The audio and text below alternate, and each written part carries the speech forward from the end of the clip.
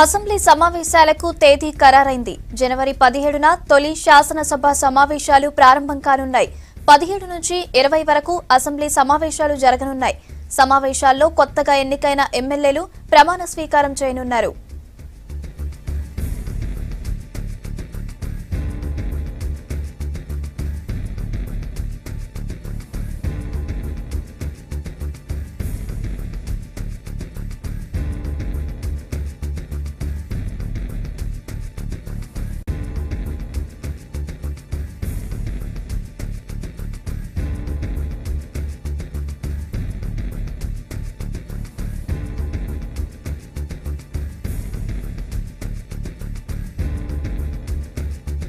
Assembly సమావేశాలకు తేదీ ఖరారైంది. జనవరి 17న తొలి శాసనసభ సమావేశాలు ప్రారంభం కానున్నాయి. 17 నుంచి 20 వరకు అసెంబ్లీ సమావేశాలు జరగనున్నాయి. సమావేశాల్లో కొత్తగా ఎన్నికైన ఎమ్మెల్యేలు ప్రమాణ స్వీకారం చేయనున్నారు.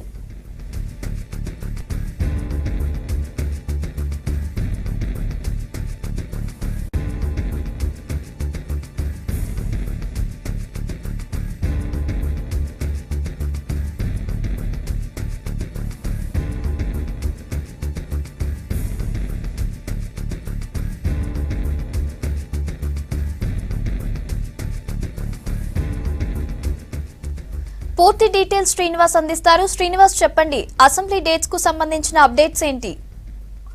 కావ్య, కొత్త ప్రభుత్వం ముఖ్యమంత్రి కేసీఆర్ ప్రమాణ స్వీకారం చేసిన తర్వాత ఎమ్మెల్యేలు ఎప్పుడు ప్రమాణ స్వీకారం చేస్తారనే దానికి కొన్ని రోజులుగా ఉత్కంఠ ఉంది. పండుగ తర్వాతనా పండుగ ముందా అన్నటువంటి ఉత్కంఠకు ఈ రోజుతో తెరపడింది. జనవరి 17వ తారీఖున తొలి శాసనసభ సమావేశాలు 2019 ప్రారంభం కానున్నాయి. దీంట్లో సభ్యులందరూ కూడా ప్రమాణ స్వీకారం చేస్తారు. దీనికి చార్మినార్ ఎమ్మెల్యే ముంతాజ్ అహ్మద్ ఖాన్ ఆయన ప్రథమ స్పీకర్ గా ఎన్నుకోబడతారు. ఆ తర్వాత వారితోటి అంటే ఎమ్మెల్యేలతోటి ఈ ప్రమాణ స్వీకారం ఉంటుంది.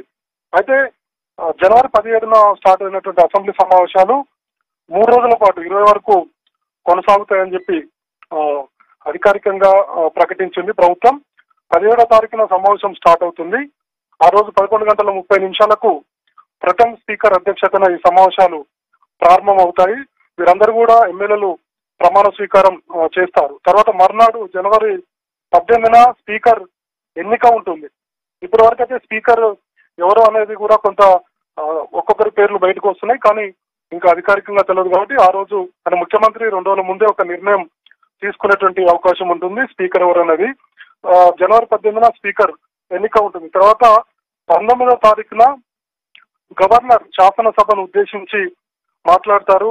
కొత్తగా ఎన్నికైనటువంటి ప్రభుత్వము తర్వాత సభ్యులను ఉద్దేశించి మాట్లాడతారు. తర్వాత 20వ తారీఖున ధన్యవాద తీర్మానం ఉంటుంది గవర్నర్ ప్రసంగానికి. ఇది ప్రస్తుతానికి శాసనసభ సమావేశాలకు సంబంధించినటువంటి తాజా అప్డేట్స్. అయితే గత కొన్ని రోజులు కూడా శాసనసభ సమావేశాలు అంటే కొన్ని ముహూర్తాలు సరిగా లేకపోవడము, తర్వాత ఇతరేతర కారణాలతో వాయిదా పడుతూ వస్తుంది. ముఖ్యమంత్రి కేసీఆర్ దుబాయ్ వెళ్తున్నానని ఇప్పటికే తెలుస్తుంది. కాబట్టి దుబాయ్ వెళ్లి వచ్చిన తర్వాతనే జనవరి 17న ఈ సమావేశాలు జరుగుతాయి. ఆ తర్వాత మంత్రివర్గ విస్తరణకు సంబంధించి ఒక నిర్ణయం తీసుకునేటువంటి అవకాశాలు అయితే కనపడుతున్నాయి. ఎందుకంటే ఈ మూడాలన్నీ కూడా సంక్రాంతికి సంబంధించినటువంటి మూడాలన్నీ కూడా పోతున్నాయి. మరోవైపు పవిత్ర ఉత్తరాయణ పుణ్యకాలంలో ఏకాదశి శుభతిథి నాడు ఈ సమావేశాలు జరుపుతున్నట్లుగా ఇప్పటికే ప్రభుత్వం కూడా ప్రకటించింది. దానికి సంబంధించినటువంటి తిథి కూడా ప్రకటించడం మనం అర్థం చేసుకోవచ్చు.